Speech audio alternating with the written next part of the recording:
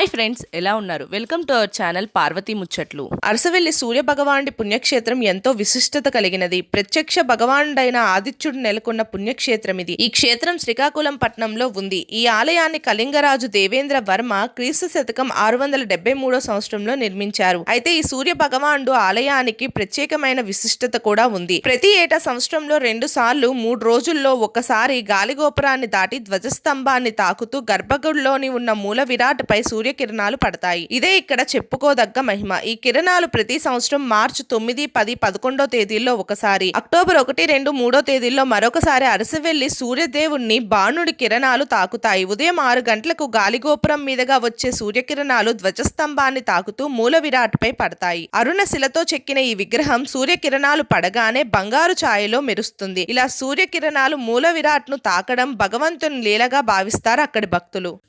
మా వీడియోస్ కనుక మీకు నచ్చినట్టయితే మా ఛానల్ని లైక్ చేయండి, షేర్ చేయండి, అలాగే సబ్స్క్రైబ్ చేసుకోవడం మాత్రం అస్సలు మర్చిపోకండి. మరిన్ని ఇలాంటి వీడియోస్ కోసం మా ఛానల్ని ఫాలో అవ్వండి.